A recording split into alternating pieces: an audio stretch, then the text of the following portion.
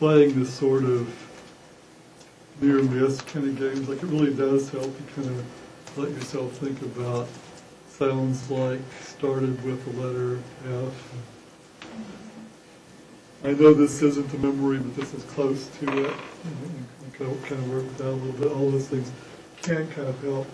Probably the biggest thing that people can do, again, it's really counterintuitive and kind of difficult to get people to do, is to relax.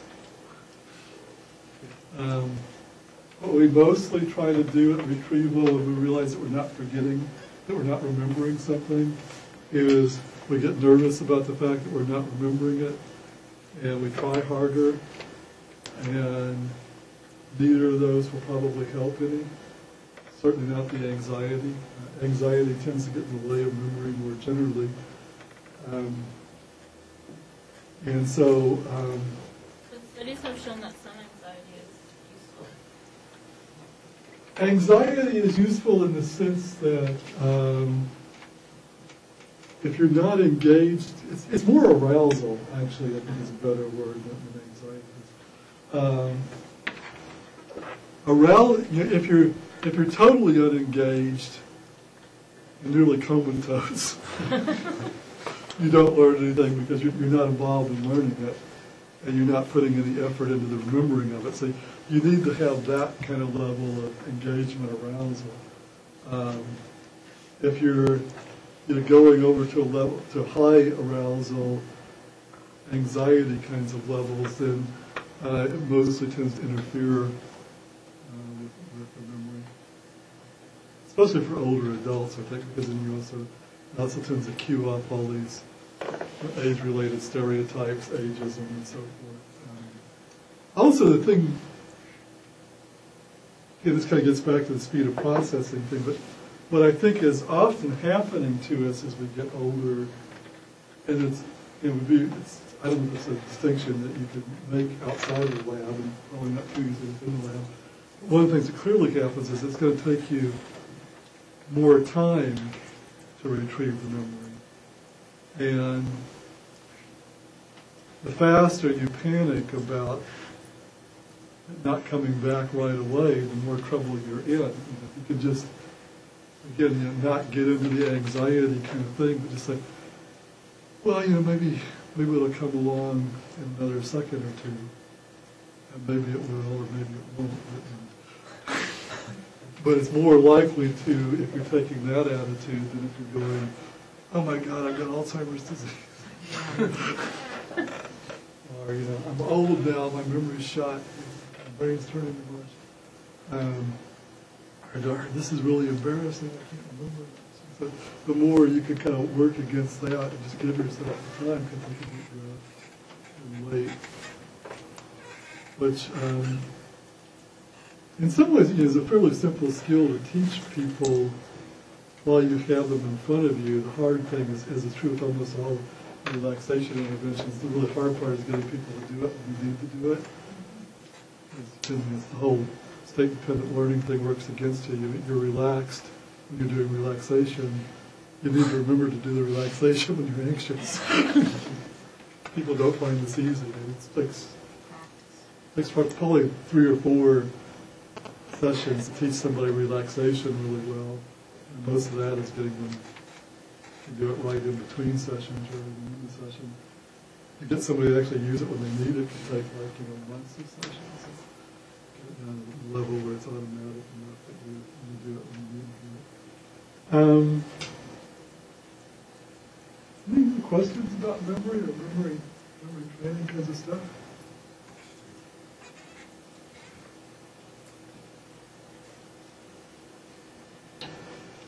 The other article, paper that Green's the first author on,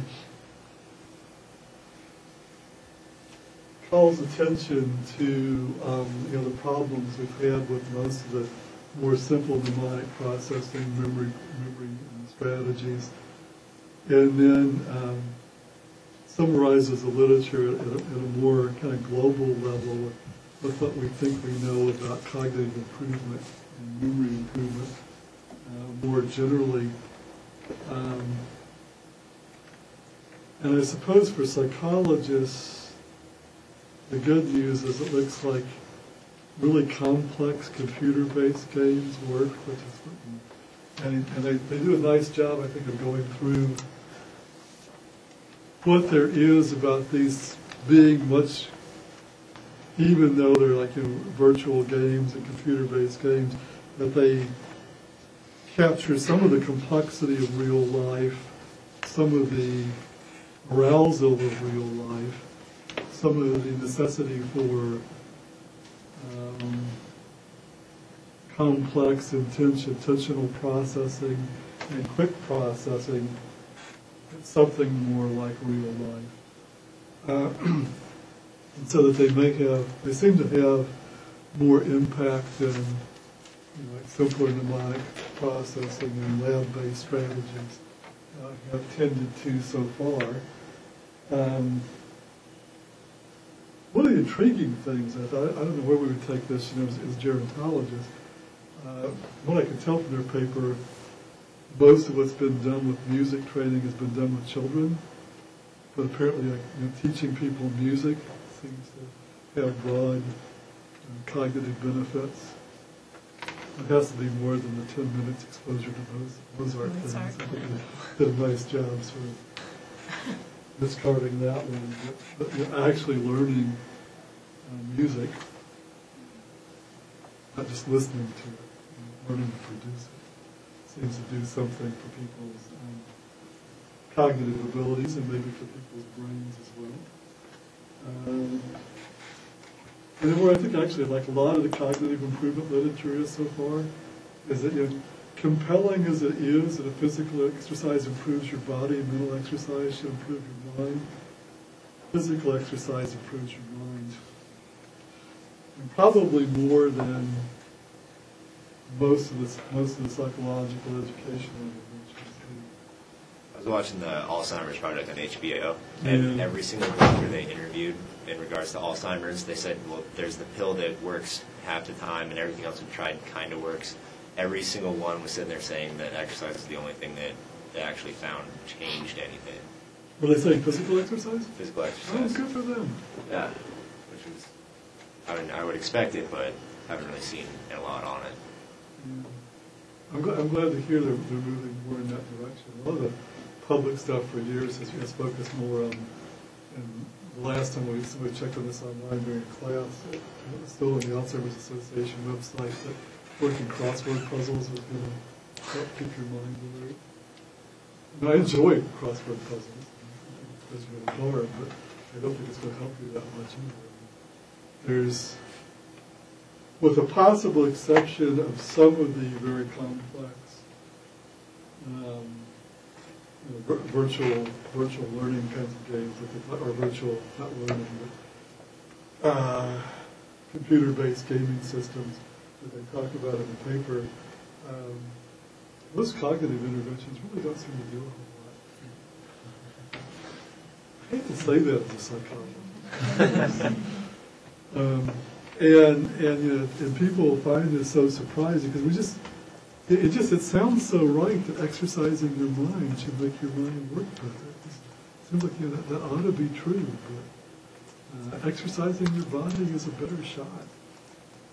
In fact, in general, at this point in time, I'd say that all the stuff that works on your brain is mostly the same stuff that works on your heart. Same diet, same recommendations, same exercise. Is it anaerobic exercise? Aerobic. Mostly aerobic. Yeah, for all the mental stuff. Also true for emotional improvement. Aerobic exercise. Keeps you going. Anaerobic stuff, like lifting, that all helps in other ways too. Yeah. The strength training is good for combating like the muscle loss and physical frailty, and probably like some of the bone density loss sorts of stuff. Because strength training is pretty good for But the for aerobic, you can really, brain mind stuff. yeah, aerobic you get out all your, exercise. I get out all my aggression. Yeah. Realistically, you need both, though. You can't do just one or the other. Well, should do both.